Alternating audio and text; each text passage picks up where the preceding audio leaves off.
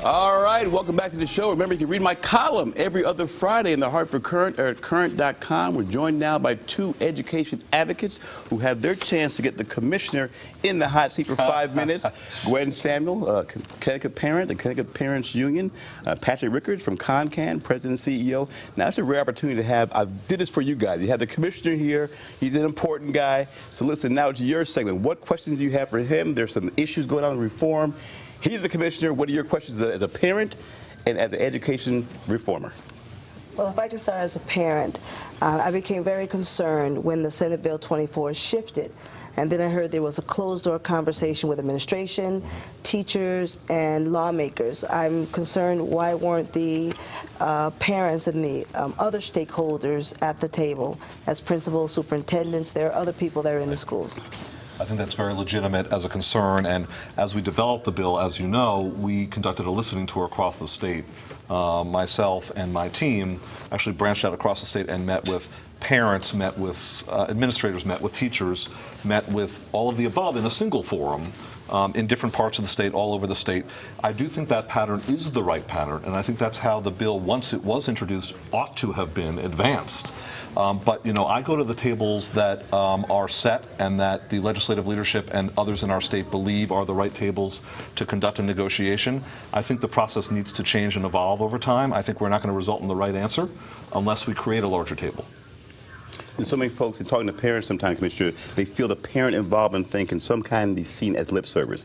That educators say they want parents involved, but when they get involved, like, whoa, this is too much, we don't really want them involved. How do you let parents know that we really seriously want you involved? Well, I think it is about, I think we need to continue to signal in the way that I think we did as an education department and as the governor charged us to do in our framing of the bill, where we did make ourselves available to multiple forums, including parent forums, including school systems across the state, underperforming systems and systems that are higher performing but still aren't reaching the highest levels that we know we're capable of as a state. We were everywhere. I think that has to continue. We can't get insular with this conversation.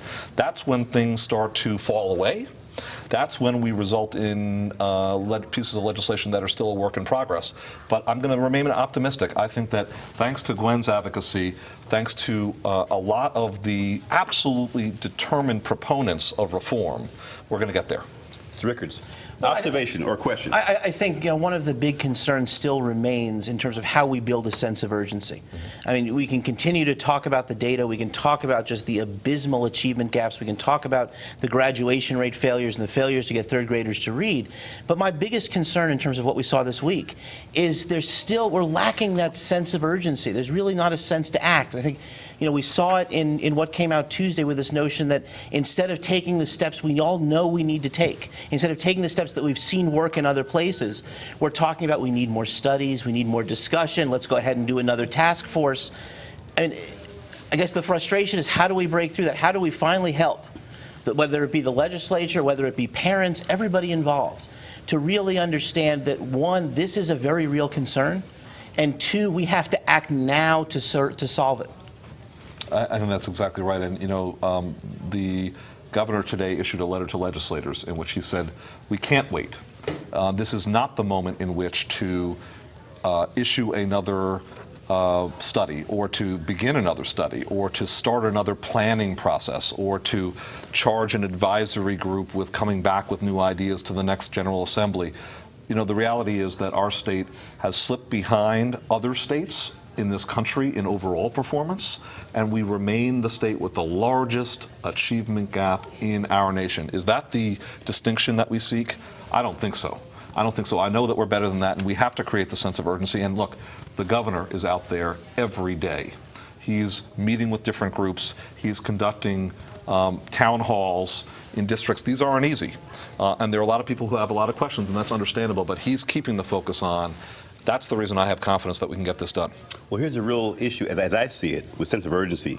A Quinnipiac poll said that 85% of parents are happy with their schools, 85%, which means that only 15% are dissatisfied. So sense of urgency, that speaks to right there. How do you convince those 85% to kind of get on board and give a doggone?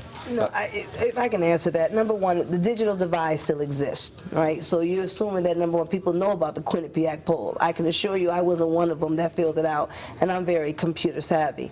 I mean, parents are just trying to make it. You need to make sure the information is accessible and transparent. When people know that there's a prison waiting for their child, you'll be amazed how many parents will step up to the plate. I mean, this wasn't a transparent process when this new bill came to be. You're talking about 1,000 new slots. Where are you going to put early childhood? And you still are not even holding providers accountable. And we're talking about teachers ensuring that you have the best in the classroom. We have over 200,000 students in low-performing schools.